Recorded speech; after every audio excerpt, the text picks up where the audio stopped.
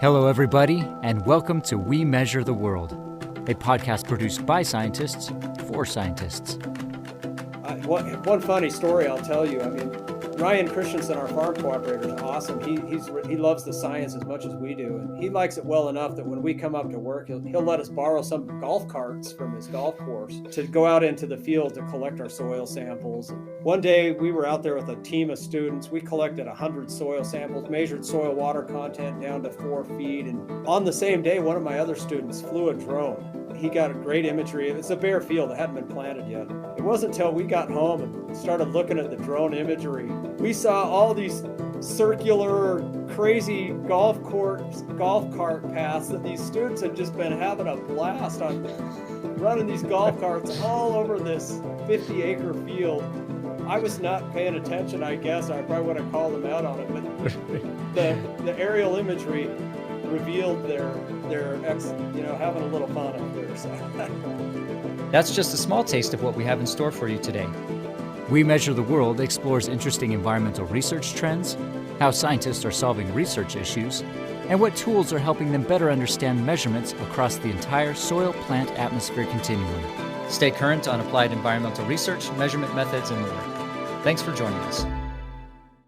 Today's guest is Dr. Neil Hansen, Professor of Environmental Science at Brigham Young University. His research and teaching focus on water use and conservation in agricultural and natural systems, and his work includes areas such as dryland and limited irrigation agroecosystems and land management for water quality protection. He has published his work in several peer-reviewed journals, including the Journal of Environmental Quality and Soil Science Society of America Journal. Today, he's here to talk to us about some of his many interesting research projects. So, welcome, Neil. Hey, thanks for including me. This will be fun. Just to let us get to know you a little bit, how did you decide to become an environmental scientist? So, what piqued your interest in that subject?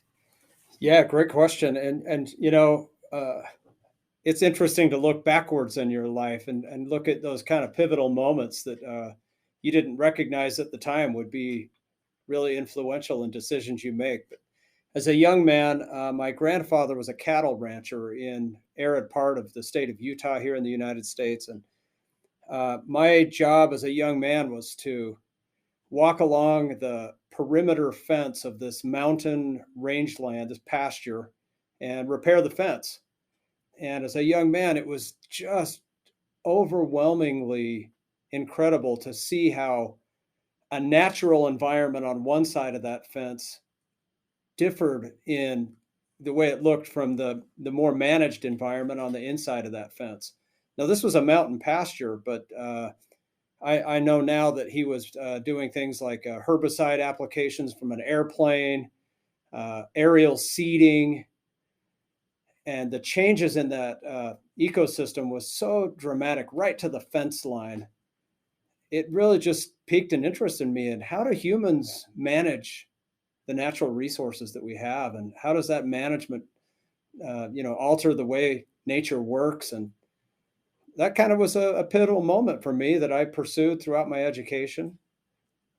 My education took a twist towards agricultural scientists. I had several influential scientists that I knew in agriculture, studied soil science. And then at one point in my career, in my graduate studies at the University of Minnesota, that theme of kind of managed and natural ecosystems came back to play for me. We started looking at tillage practices, movement of nutrients in the landscape. Minnesota is known as the land of 10,000 lakes, which is an underestimate. It's a glacial landscape with lots of natural lakes. They play an important part of the economy for recreation and fishing. They're all bounded by agricultural lands. And those two economic interests were really struggling to coexist. The agricultural impacts were negatively affecting the water quality and the fisheries, and environment was kind of at odds with agriculture. And I had the chance for almost a decade to work in the middle there. How do we coexist? How do we manage our landscapes in a way that can benefit both of those groups? And so it's kind of a long story, but just some really interesting opportunities in my life that led me towards that interest of environmental science and managed and natural ecosystems. Hmm.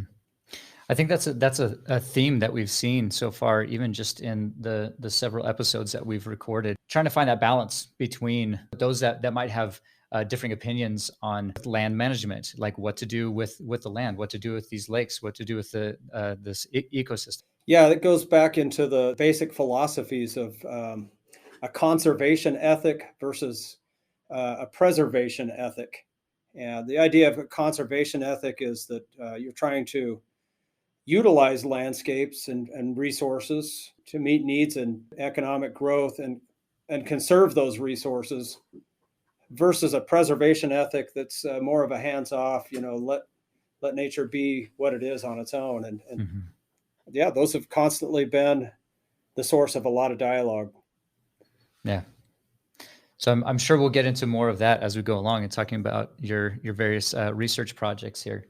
Let's start off with your project that you did with farm water use in eastern Colorado. Yeah, can you just start off, introduce us to that project and what was the problem, I guess, that you were trying to solve there? Really interesting and ongoing challenge. And yeah, this was focused in Colorado, but it's really a global issue, and that is the competition for a limited water supply in a lot of places in the world. In Colorado at the time, urban growth was demanding more water for municipal use and for homeowners. And the development of new water supplies is really not a possibility anymore. All the available water is claimed and utilized. And so to make water available for those urban areas, they looked at the older water right holders, typically agricultural irrigators. There in Colorado, the irrigation is out on the eastern plains of the state, whereas the population center is at what they call the Front Range, there at the base of the Rocky Mountains. So there was what they refer to as buy and dry. People would buy agricultural land with the intent of taking the water rights associated with that land, repurposing it to urban use, and then leave that agricultural land dry. Hmm. So that buy and dry became quite a contentious issue in the state, and it still is in a lot of ways. For the rural areas that depend on agriculture for their economy, that buy and dry was really devastating to the rural economy. So that's what led to this really interesting project that I had a chance to be a part of. One of the municipal areas that needed water was an area called Parker Water. It's a suburb of Denver. Parker really was interested in trying to get the water in a way that was more sustainable, in a way more supportive of those rural areas.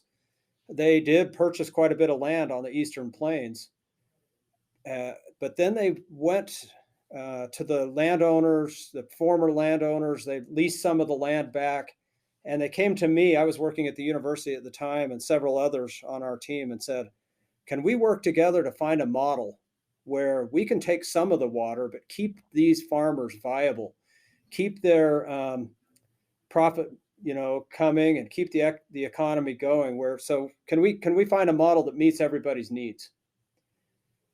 I had been working mostly at that time in support of dryland farmers without irrigation. And you'd often hear a dryland farmer say, "If I only had one rainfall in the second week of August, Hmm. I could have made it." Hmm.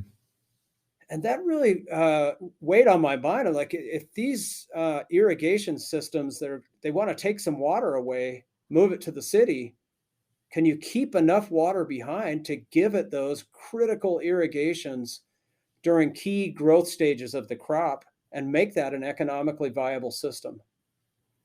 So that's what we set out to do. We worked with a large group of local farmers. We asked them, "Hey, if you wanted to cut your water use in half, or in some cases, we had a quota. We said, no more than 10 inches of applied irrigation. It's a little less than half of what you're used to doing. What would you do?" And we got a list of 30 different ideas or more, and then we put them out in a research trial. This was a multi-year trial. It included crop rotations, irrigation practices, with and without fallowing of landscapes. And it was fun. We worked with growers, we worked with the cities. We had some of the funnest things were walking through those research plots with municipal water suppliers, water attorneys, farmers, and just having a conversation about the challenges that we're facing about meeting changing water demands in the world. So yeah, really cool project. And kind of one of the key outcomes was that there were opportunities. There were, among those 30, there were 8 or 10 really good options that involved maybe different crops, different irrigation strategies, different rotations that were economically viable and significantly reduced the water use. When we're talking about dryland farming, um, there's a lot of tradition that goes into what they do. There's multiple lifetimes and generations of experience. Were there things that you learned, I guess, from both sides? What did they learn from you, and what did you learn from them? One grower that we were working with was a producer of confection sunflower seeds. These are sunflower seeds that you buy, and they're salty and you chew on them. They're delicious. Mhm. That producer was pretty influential in helping us develop one of our strategies that we tested, and showed us that sunflower was really flexible in how it would respond to irrigation. We put his recommendations to the trial, and the basic idea was let that sunflower kind of experience some water stress early in its growth, but when it's starting to develop the flower, give it plenty of water. And this was almost laughable, but we would get these 3-foot tall sunflower plants with a great big sunflower head on it, full of seeds. The ones that we had been irrigating in a more, I guess, traditional way, or what we thought you would do, irrigating throughout the growth cycle, they were tall and they had little tiny heads on them. Hmm. And so it really showed that, if you know the biology of the plant you're working with and the crop and its sensitivity to water, you can get more crop per drop, right? That was kind of our theme, is more crop per drop. And that was a really telling story for us. Now, a lot of growers out there weren't growing sunflower, but that principle still held. Mm-hmm. Now, on the flip side, I want to say that one of the most interesting challenges that we faced was not an irrigation challenge or a plant biology challenge, but it was policy.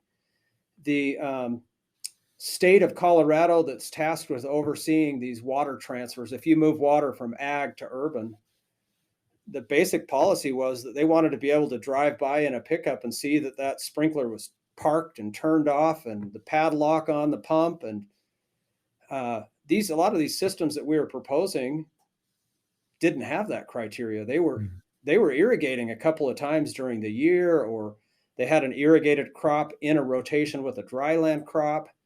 And so this really kind of pushed the policy side to say, hey, how do we make sure that it's working? Because you can't transfer the water and use it, or it's not going to work. Mm-hmm.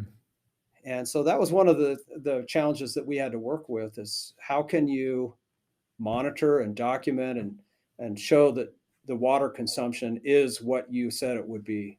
In several locales, especially within the Western United States, where you talked about water rights and that it's kind of a use it or lose it type of situation from year to year. Is that the same kind of situation that you're dealing with there in Eastern Colorado? Yeah, absolutely. What they refer to as the prior appropriations doctrine. Water rights are dependent on a beneficial use that water's been put to, and the history of how it's been used. And so, yeah, that mentality of use it or lose it is prevalent, and it's a challenge.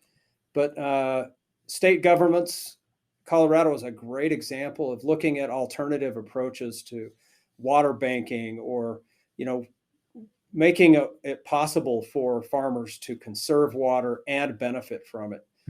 And the idea of having a farmer, an irrigator, in kind of a relationship with a municipal water user is really cool, because the municipal water user has the potential to pay up front for the water potentially giving the farmer some of those operation costs that a farmer often needs. You got to buy your fertilizer and your seed, and before you get the money for that investment, if you can get that check and avoid having to take a big loan from the bank because of the water arrangement with the municipality, that's really adds some stability to the production system that's really powerful. So again, I think our project was instrumental in getting the irrigators and the policymakers and the water attorneys all talking to each other, and they came up with approaches that could work. A lot of times science and research, it can divide individuals or groups, but I think this is a good example of about how your research and science in general, especially in this case with environmental science, can actually bring groups together and begin a fruitful discussion to move forward. We definitely saw that, and these were groups that did have a lot of tension in them. Mm-hmm. Those first couple of meetings, the people from the urban areas were out on the farm, and before you knew it, the farmers were feeling like that they were being targeted, and so they'd start shooting back. No, you guys use wastewater on golf courses, and the farmers would shoot back and forth with them. But inevitably, after spending a couple of hours together, the conversations turned to much more, productive, helpful, understanding each other kind of, and yeah, the science was sitting in the middle of that, and the science hopefully provides some solid answers. But I think it also provided a framework for those discussions. Mm-hmm. That's great. Were there any other interesting results that came out from that project? Well, there's one. The water management is super complicated. If you see, like, take a ditch company, a big group of farmers, if they were to adopt some of these water conserving irrigation practices that we developed, they're changing the timing of water diversions out of the rivers and canals and into the farm, the quantities, the timing, the amounts. The big challenge that was something a lot of people don't think about is how that would affect the return flow back to the river system. A lot of those irrigation systems are inefficient. If they're doing flood irrigation, for example, some of that water makes its way back through the aquifer and into the river system. Somebody downstream has a water right to that return flow. And so when you start altering the irrigation practices on pretty large areas, you're required by law in these systems to mimic the historical return flow patterns. So not only did these farmers that were entering into these water trading agreements have to track the application of water, they had to document how the return flow was being impacted. And some really interesting things were developed, including some what they call return. Blanking on the name of it right now, but these were storage ponds. Essentially, you take some of that water that you're no longer putting through your sprinkler and stick it into a retention pond and let that slowly infiltrate to the groundwater to mimic the historic return flows that the water rights system depends on. Interesting. I assume that there's probably lots of other ways around that, but that's a really interesting. They're a constructed wetland type area, right? Yeah. And what was cool is they had other benefits, right? I mean, they were benefiting wildlife habitat, Mm-hmm. and so in this case, you were trying to solve one challenge, and you end up having solutions to other problems, habitat and riparian area kind of things. So right, and especially throughout the world, we're trying to get groups involved in green architecture and city planning. So being able to mimic a wetland in this way benefits not only just right there in that area, but elsewhere. Would they bring in different materials? Was it foreign materials, or would they take the actual natural soils and layer them as they would in the normal environment? Yeah, some of both. I mean, some of these wetlands had historically been in place, and really the the way that water had been diverted and moved away from them had left them dry for many years. So in a lot of ways, you could use former wetlands and kind of recreate them without a lot of manipulation. But there were examples too where more earth moving was happening and creating those. Really, really pretty neat systems, but they do illustrate the complexity of these water systems, that water is managed and moved and quantified and manipulated in these river systems in a really big way. All right, so let's move on to another project of yours, the BYU turf farm. Yeah, can you tell us a little bit about that project, how it started, how it came to be, and everything? When I came to BYU, I really didn't have any experience with turf grass. My colleague, Dr. Brian Hopkins, is kind of the one that leads out on these scientists, but on these projects on turf. But my expertise and interest in irrigation improvements, smart irrigation systems, using sensors to improve irrigation, mostly I'd done that in an agricultural setting, just seemed like a good collaboration to jump in.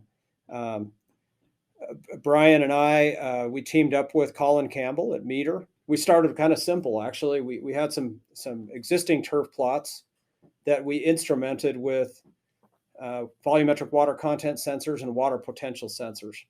And for quite a little while, we just tracked what was happening with the way they were being irrigated. It didn't take us very long to figure out that the irrigation was excessive. We worked with our local grounds managers here and kind of worked towards creating a system that looked at the sensors, used sensor information, and at the same time, the health of the turf improved.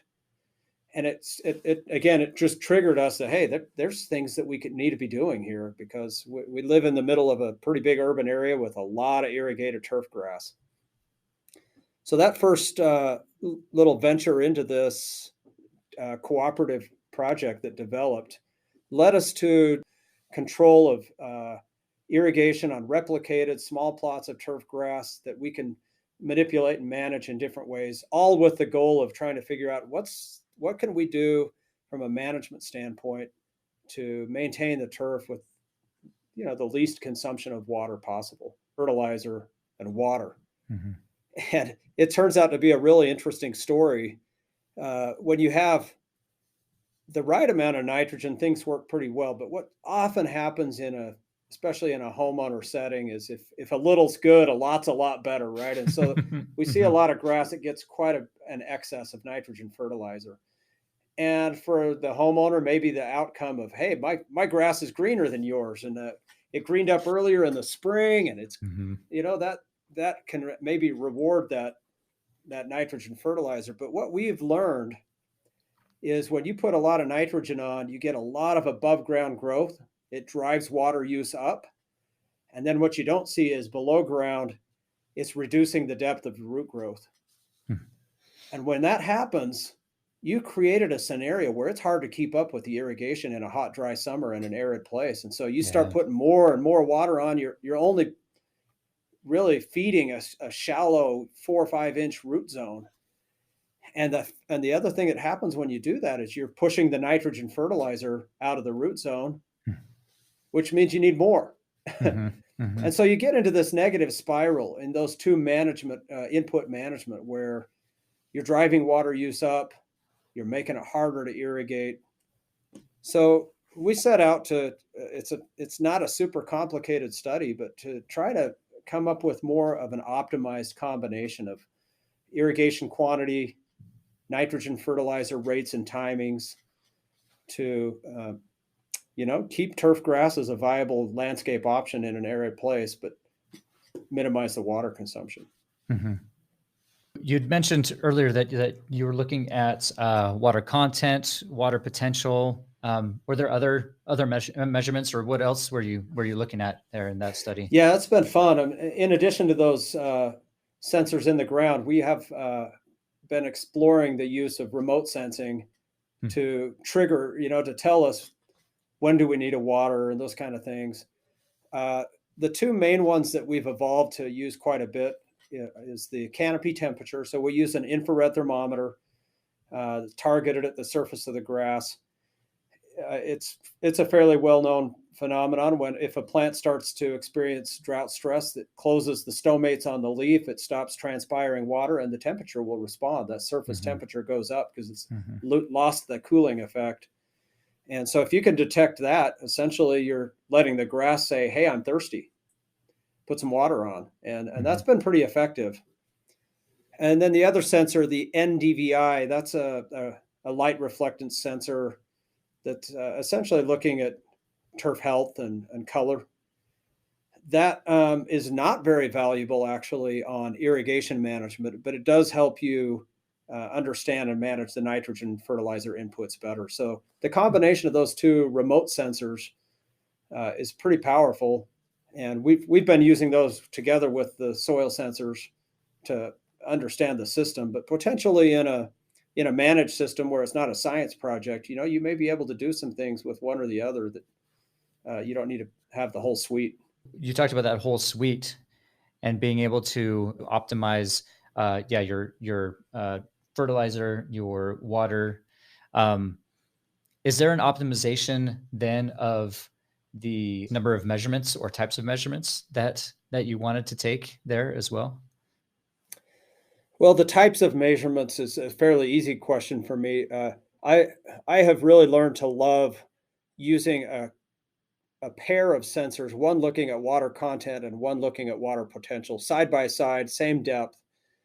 Uh, at least initially for a new site, when I look at those together, I am able to understand the water retention properties of the soil, along with how the plant is responding to it. So, those are two sensors I'd like to use together. But you also asked me about, how many sensors, and that's actually one of the biggest challenges that we're still trying to figure out how to solve. These urban landscapes have a lot of inherent spatial variation, and sensors. One of the weaknesses of a sensor, right, is that it's measuring a spot or a point.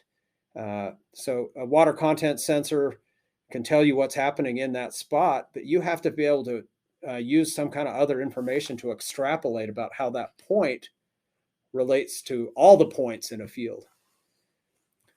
We've taken our project that we started in kind of these replicated plots, and we are now partnering with the sports turf managers on our university campus. And this has been really fun and really eye opening. I mean, we've got sensors on our university football field, which is a pretty, high visibility location for us. It's been a lot of fun, but in that environment, the manager just says, "Hey, I can't have dry spots. This has to be pristine when 60,000 people come to watch a sporting event."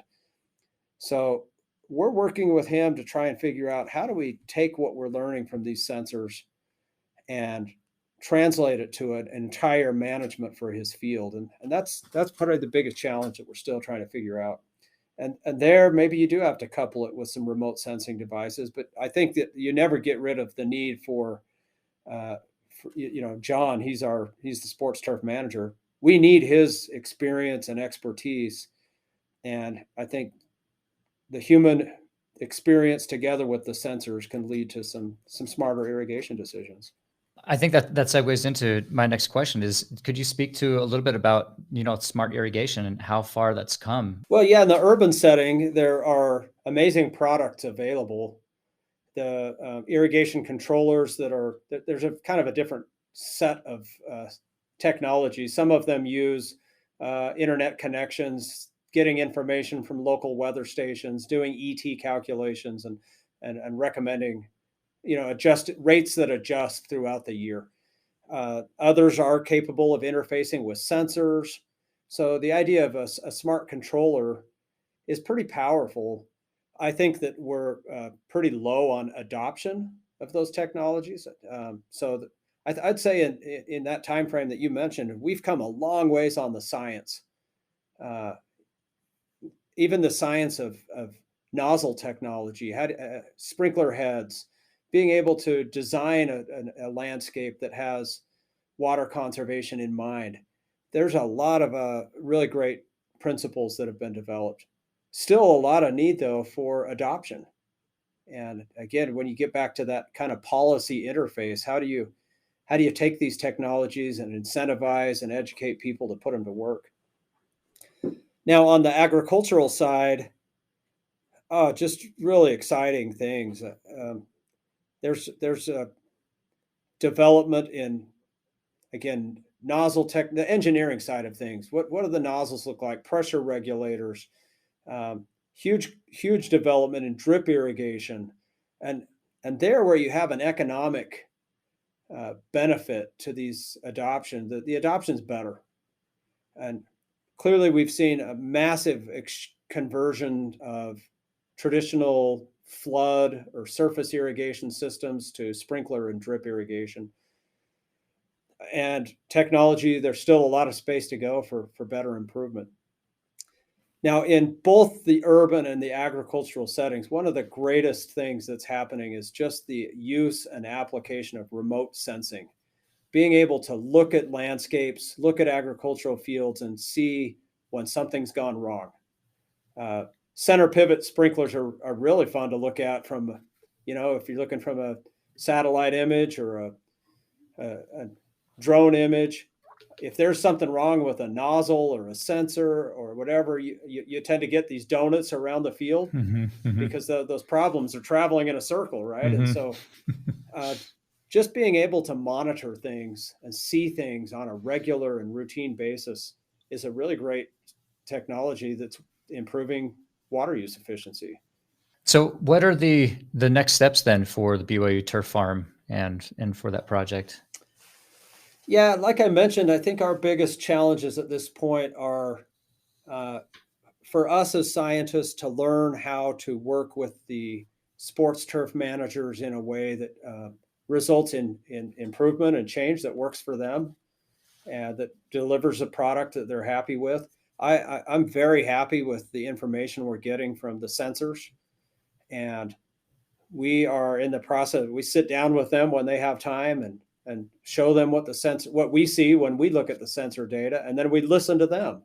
What do they see that works or isn't working? And so I think similar to what I described in Eastern Colorado with the water exchange, I think there's just a little period of time here where we're trying to understand the user's needs and the science and bring those together to create solutions. Your talk of being slow to adopt some of these solutions, do you think some of that is that these new technologies and innovations are more cost prohibitive? The idea of smart homes was really big a few years back. It has seemed to have waned a little bit, but having this everything, the Internet of Things, and having your whole home connected, and it really only seemed that there were a few early adopters, and it kind of slowed a little bit. Do you see the same thing happening with the smart technology and smart ag and smart irrigation? I sure do. Obviously, the rate of adoption is ultimately driven by the bottom line. And as you brought up, I mean, if the cost of adopting technology is higher than the potential savings, adoption is going to be slow. But you got a couple of trends really driving right now. Water scarcity is pushing the cost of water up. Always water costs are coupled with energy costs. If you're pumping water, so when energy prices go up, there's a reason to save water too there. So you have costs driving higher, and you have, I think, improvements in the pricing of technology. So to me, I think we're really going to continue to see adoption in I don't know the pace of it, but I think it's gonna show its value and continue to make a lot of sense for people to. I like what you said, the Internet of Things. I think that's a part of the way we manage water in the future. Elsewhere in Utah, to your other ag-related projects there in that state, you know, as you've been trying to bridge the gap between, that one size fits all irrigation method for a field, how's that going from moving from that towards a more variable rate irrigation system where the growers also are empowered and understand what's going on and can apply the water themselves and what rates and what amounts and those kinds of things? Yeah, so in an agricultural setting, this concept that you're alluding to is referred to as VRI, variable rate irrigation. VRI is in concept that a single field can be irrigated according to the site-specific needs within the field. Now, a center pivot sprinkler is a beautiful piece of engineering technology to be able to apply a uniform rate of water if you think about that big circle as that's going around, the inner rings of that are just going a short distance, and those ones out at the end are covering this huge distance. And yet the way the nozzles and the pressure regulators are combined, you're getting a uniform application of water. That's the way they've been designed. That's a beautiful thing, but we've gotten to the point now where we realize the field is not uniform. You've got variation in slope and topography and soil type and just the way the crop is growing in a given year. It's really pushing it to the next level to say, okay, let's don't go to uniform application. Let's go to site specific, or VRI, variable rate irrigation. And that's a project I've been involved in. The companies that make the pivots have been developing this and have done some really amazing technology. We got started in this project with a farm cooperator. His name is Ryan Christensen, and he farms near Grace, Idaho, actually. So we're here in Utah, but we travel to Idaho to do this work because it's so interesting for us. Ryan and his family actually bought one of these state-of-the-art variable rate irrigation systems. I think they own one of the only center pivot irrigated golf courses on That's right. planet Earth. They irrigate a golf course, and they wanted to be able to irrigate the greens and the fairways and the out of bounds areas differently. So they bought this system, but they irrigate that whole golf course and just half of the circle. Ryan's a friend of ours, and he said, "Hey, what should I do on the farm side of that circle?" And we started working with Ryan. We've continued to work with him for almost 7 years now, trying to figure out how to best utilize that technology. And it's been a really good and fun and eye-opening project. One thing I can say is there is no doubt that the crops, he grows winter wheat and potato. Both of those crops have variable needs that are significant within that same field. And it's not a highly variable looking field. You'd look at it and not say, oh, wow, it looks relatively uniform to the eye, but it's not. There are variable water demands, and we're learning how to identify those and how to control the sprinkler. And you talk about technology and the Internet of Things. Ryan controls that sprinkler from his cell phone. He has a GPS map. He's delineated that field into multiple zones that can be irrigated at variable rates.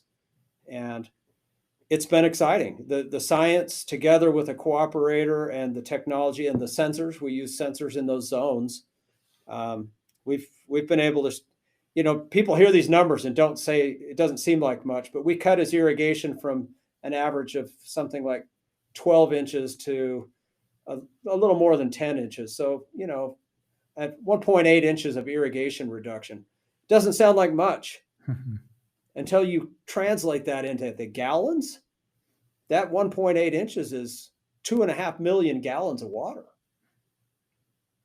And that's real. And Ryan loves it. He's since invested in another system on another one of his pivots, and he has plans to do more. What are the factors that go into the decision-making process when it comes to variable rate irrigation?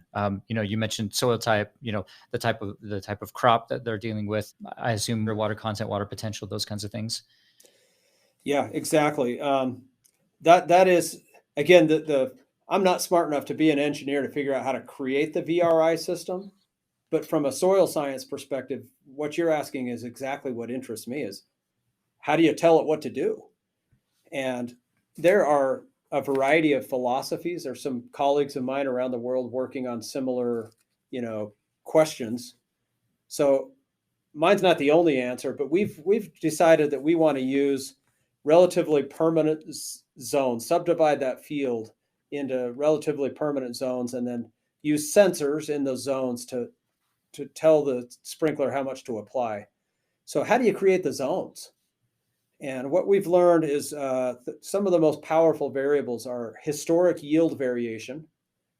This farmer and many these days have yield monitors on the combine, right? So it's able to make a map of yield. So areas with higher or lower yield become part of the equation to create these zones. So historical yield, and then topographic variables like the relative elevation, parts of the field that are higher or lower, even if it's subtle, even if it seems relatively subtle, that really drives the need to irrigate water, to apply irrigation in a different fashion. And then we've done we've done electrical conductivity mapping of those fields. We've done some geographic modeling. There's a parameter called the topographic wetness index. But among all those variables, probably the two most powerful ones is that historical yield and the the relative elevation. We validated those by measuring water content changes. Anyway, we do all those soil samples, not because we think any farmer would ever do it, but that's how we validated the way to create these zones using those more simple to obtain variables, the yield maps and those things. So that's what we do. We subdivide the field with spatial information. We put a pair of sensors in each of those zones, and then we track the water retention properties and the change in water content over time. Every time the sprinkler comes on, we make a recommendation, and you'll see one zone's getting, 3/4 of an inch of water, and another zone's getting half an inch or a quarter on any given day. And then the water savings that I mentioned, that's when you add all that up and compare it to what would you have done if it was a uniform irrigation, you're saving water. And in some cases, the crop is healthier. I think particularly on the potatoes, you're avoiding some excessively wet areas that make the potatoes prone to disease. So do you feel that this type of situation is applicable then to any type of agriculture? Certainly agriculture is going the way of precision, right? This variable rate irrigation is not the earliest thing. The variable rate nutrient applications is much more mature and developed, and it's to a point that it's a relatively standard practice among large producers.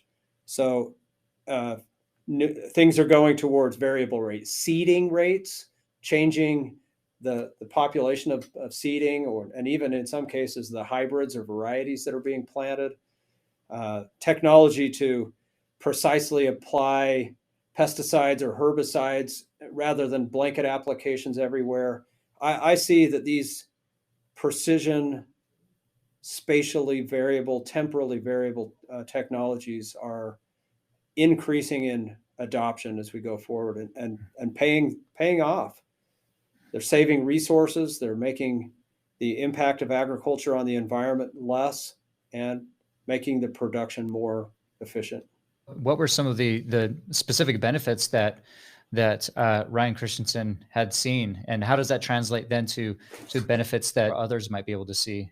One of the things Ryan shares with me is having the sensors in the field gives him a sense of flexibility and security on it, because he's managing multiple pivots, multiple fields.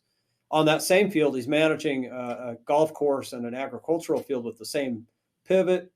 Having those sensors gives him power to make informed decisions that can benefit not just the field where the sensors are, but other fields where he's moving water. So I think, that's not to be overlooked, the sense of security and peace of mind that he gains from having an assurance of what's going on and whether he needs to irrigate today or he can wait a couple days. Mm-hmm. So that's something that translates to an urban setting too. I mean, anybody that's managing water, I think making informed decisions leads to better decisions. Mm-hmm. And with all of these benefits, how then can we help share, or at least do a better job of sharing this information or this knowledge with other growers or others who might be interested in this? There really shouldn't be any reason that we're not getting the word out on development. I appreciate you're doing this podcast. I think that's a great vehicle. Social media, our science in some ways is a little bit crippled by our measure of success is a peer-reviewed journal article. I mean, that drives what we do, and there's good reason for that, right? I mean, that's how we keep the trust in science and keep things at a high level of integrity. But the drawback to some of those things is they can be slow at times and maybe not accessible. A lot of the practitioners and users aren't reading journal articles, and so it does behoove us as scientists to make sure we're communicating not just in the journal articles, but getting the word out and in places where users can get it.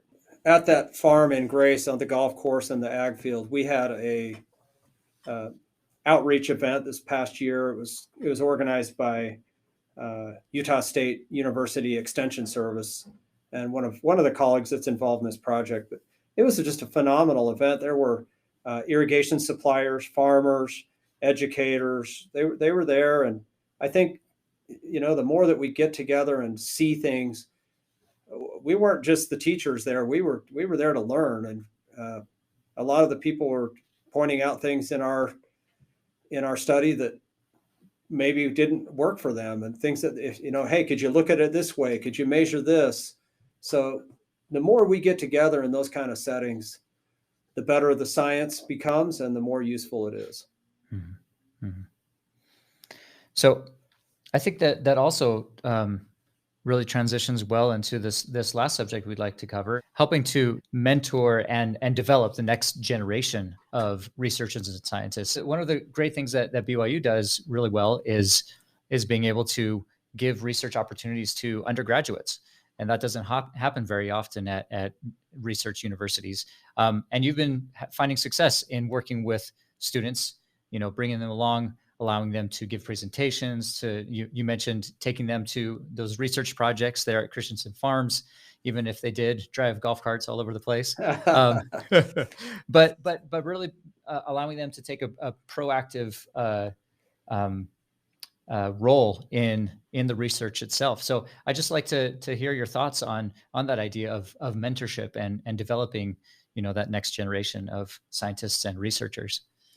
Well, thanks for asking. It's something that I care a lot about, and you're right. BYU as an institution is committed to. We use the jargon here, inspired learning, right? That it's kind of a two-way phrase. That if you get young people involved in research, they're encouraged and inspired. It really motivates and drives them. But the other side of things is they actually bring inspiration too. The learning becomes inspired because of them. I think a lot of young people, BYU is definitely this way. We don't have a lot of people that come to this university that have much experience with agriculture or irrigation in an urban setting. But the fact that we are working with really cool technology, with sensors, with drones, it's invigorating for them, and they're tooled up to add to what we have. So in a lot of ways in my work, I've learned I help students see the question and then kind of get out of the way and let them find answers to the questions. And it's been really fun. Sometimes they need a little more guidance than others, but in general, I found that they bring a lot of energy and a lot of creativity. And I think Ryan Christensen would say the same thing. He's been a great mentor. The students that come up, I mean, he'll take a little time and wow them with the great big farm equipment that he drives or whatever. They're seeing things they've never seen before. Mm-hmm. And then they're bringing their innovation and their technology to address the questions that he has. Mm-hmm. So it really is, it's not a service to the next generation. It's a desperate need for all of us to engage them. It's just been, for me, it's a fortunate part of my job that I've been able to discover that. So I know that hits home for me and many of us here at Meter, and I can guarantee that the vast majority of our audience as well have had those kinds of relationships, either to be mentored or to mentor others. Anything else? Well, this has been fun. I love the concept of using technology, as you guys said, measuring the world, as you guys call this. I just think water is one of these pressing global issues that technology can help us manage better. Mm-hmm. And I love being a part of a global community of scientists working on that. And we're making good steps forward. as we've talked about, we need to continue to make sure we're getting the science into the hands of people that can use it and that decision makers can apply what we're learning. But there's a lot of progress to be made, and we need to make it kind of quickly because it's an urgent global issue. There are many of those natural resources that we're running out of, but human ingenuity is not one of those. So hopefully we can help improve things going forward here soon. All right. Our time is up for today. Thank you again, Dr. Neil Hansen, for taking time to share your research with us. And if any of you in the audience have any questions about this topic or would like to hear more, feel free to contact us at metergroup.com. Or you can reach out to us on Twitter at meter_ENV. You can also view the full transcript from today in the podcast description. Stay safe, and we'll see you next time on We Measure the World.